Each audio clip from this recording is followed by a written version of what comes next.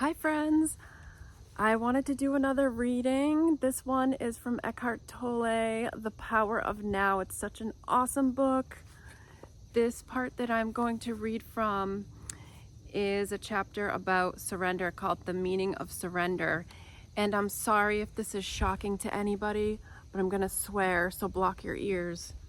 He's talking about what I call sitting in your own shit, which I've had to do a lot of. Some of that I caused myself. Some of that were things happening that I had no control over. I'm not perfect. I'm sure I will still cause myself to have to sit in some of my own shit at some point again. But for now, we're going to focus on some ways to gain gifts from that and be able to use that pain and suffering for something more positive, for growth. Anyways, we're going to get going here. I hope you'll still listen, even though I just said a swear on my video 2 times. Page 222. I'm going to skip around a little bit. So he's talking about emotional pain. When you deny emotional pain, everything you do or think, as well as your relationships, become contaminated with it.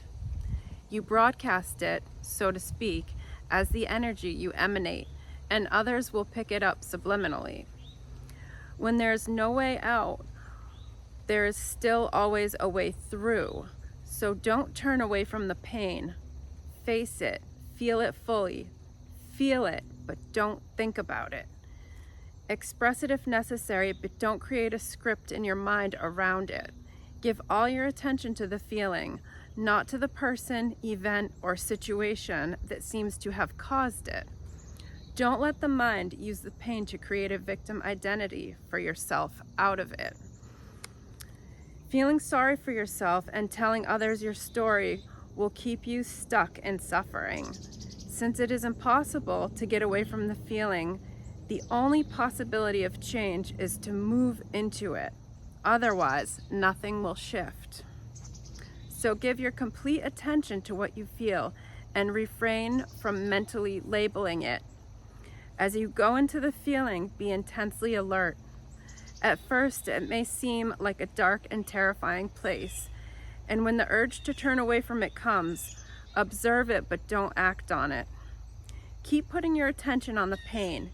Keep feeling the grief, the fear, the dread, the loneliness, whatever it is. Stay alert. Stay present with your whole being, with every cell of your body. As you do so, you are bringing a light into the darkness. This is the flame of your consciousness. Full attention is full acceptance. It is surrender. By giving full attention, you use the power of the now, which is the power of your presence. I'm going to skip around a little bit.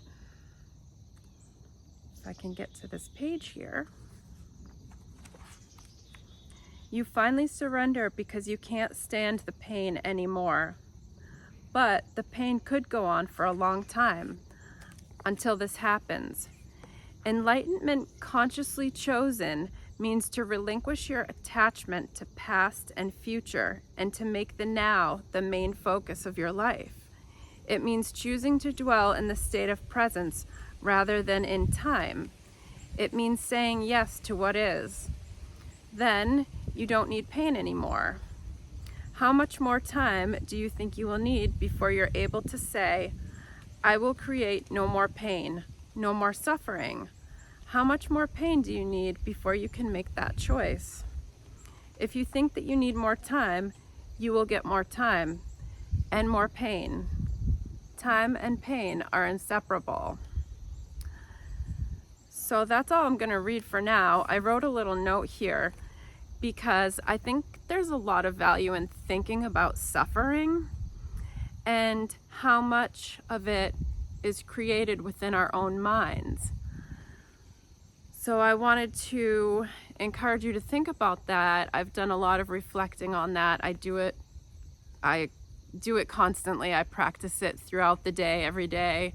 When my mind starts to wander or if I start to think negative thoughts, I remind myself that I'm creating that thought, or that I'm deciding to dwell on it and run with it or spiral down with it. And I choose to not do that 90% of the time. It's a lot to practice. It's a lot to remind myself, and it's very easy to get caught in that victim mentality and have a little pity party for myself. I still do it sometimes. I just call myself out after and I go, wow, that was me having a pity party for myself, and I'm not very happy that I did that, but I did it, and all right, let's move on. So just something to think about. I've heard a lot of wisdom from different professionals that anxiety is future-based and depression is based in the past. And when you're living in the present, when you really can enjoy the moment and be in the here and now, that a lot of that goes away. The anxiety, it's suffering that we're creating in our own minds. It's stories that we're telling ourselves about things that might happen, that probably the majority of them don't happen.